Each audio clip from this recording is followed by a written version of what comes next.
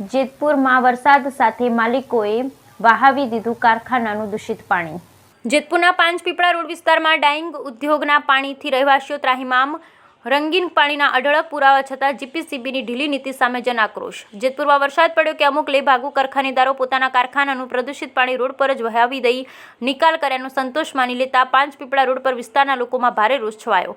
જેતપુરમાં sari printing ઉદ્યોગ સાથે સંકળાયેલા કેટલાક પ્રદૂષણ માફિયાઓ જેવા વર્ષો શરૂ થાય તુરંત જ વરસાદ વહેતા પાણીની આડમાં પોતાના સાડીના કારખાનાનું કેમિકલયુક્ત પ્રદૂષિત પાણી જાહેર માર્ગ પર વહેતું કરી દેવાના કિસ્સાઓ શહેરીજનો અને ગ્રામ્ય પંથકના લોકો માટે અને જીપીસીબી માટે સામાન્ય થતા જાય છે। શહેરના જૂના પાંચપીપળા રોડ પર સ્થાનિકોના આક્ષેપ પ્રમાણે અહીંયા આવેલા રામેશ્વર નામના એક સાડીના કારખાનેદારે વરસાદ આવતાની સાથે જ પોતાના યુનિટનું ગંદુ કેમિકલયુક્ત પ્રદૂષિત પાણી જાહેર માર્ગ પર વહેતું કરી દેતા આ વિસ્તારમાં આવેલ જનતાનગરમાં ફેલાયું હતું અને પાણી ઘરો સુધી પહોંચ્યા હતા। જ્યારે ડાઇંગ એન્ડ પ્રિન્ટિંગ એસોસિએશનના નિયમ પ્રમાણે આ પાણી ટેન્કરો મારફતે એસોસિએશન સંચાલિત પોલ્યુટેડ વોટર ટ્રીટમેન્ટ પ્લાન્ટ પર પોતાના ખર્ચે અને જવાબદારોએ પહોંચાડવાનું હોય છે, પરંતુ વરસાદની સાથે વહાવી દેતા લોકો પરેશાન થયા છે અને આક્ષેપો પણ કર્યા હતા। આ પાણીથી લોકોના સ્વાસ્થ્ય અને ચામડીના રોગો થવાના સંભાવના રહેલી છે। સ્થાનિકોએ જીપીસીબી તંત્ર પર આક્ષેપો કર્યા અને અધિકારીઓ પણ આમાં સડવાયેલા હોય તેવું જણાવ્યું। Bureau report Ashish Patadiya, Jetpur.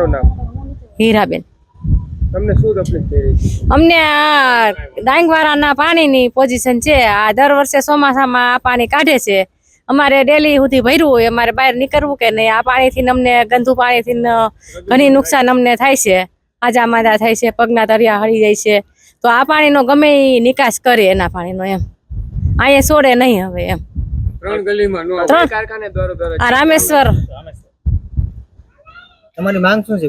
અમારી બસ ઈ જ માંગ, એનું પાણીનો ગમે એ નિકાસ કરે, અહીંયા કાઢે નહીં એમ, એની વ્યવસ્થા કરે। જો અહીંયા આજની તારીખમાં એક જ ટાંકો ભરાણો છે, બાકી આ પાણી આમનામ છોડી મેકે છે। અને આ વૈંડામાં કોઈ લઈ અને એના માણસો બાખા પાડતા હતા। અમે સવારે સાંભળી ગયા એટલે અમે એને ના પાડી કે અમારા ઘરમાં પાણી આવે છે, આ તમે રહેવા દો। તો કે અમારા શેઠિયા અમને કીધું તમે તો મજૂર છે કે મેં ઊભા થઈ જાવ, હવે બાખા પાડતા નહીં। હોરવી દિવાલે બાખા કોઈ હું લઈને પાડી ગયા છે। હાલો, મનોજભાઈ વાઘેલા।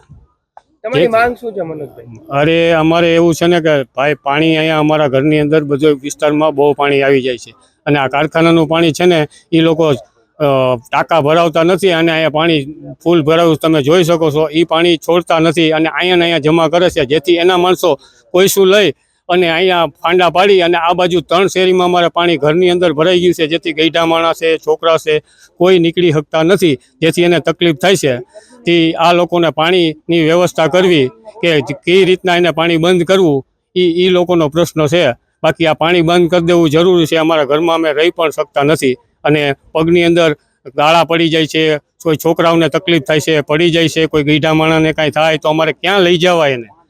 ઘરની અંદર પણ એવો પાણીનો પ્રશ્ન છે અને બારે શેરીમાં પણ તમે જોઈ શકો છો અવારનવાર આટલું પાણી આજ 20 વર્ષથી આ પાણી આ લોકો આ બાજુ જ કાઢે છે, જેથી કોઈ આમાં કોઈ કાંઈ આગળ વધતું નથી। તેથી આ પાણીની વ્યવસ્થા એ લોકોને કરવી એ અમારી નમ્ર વિનંતી છે। આભાર।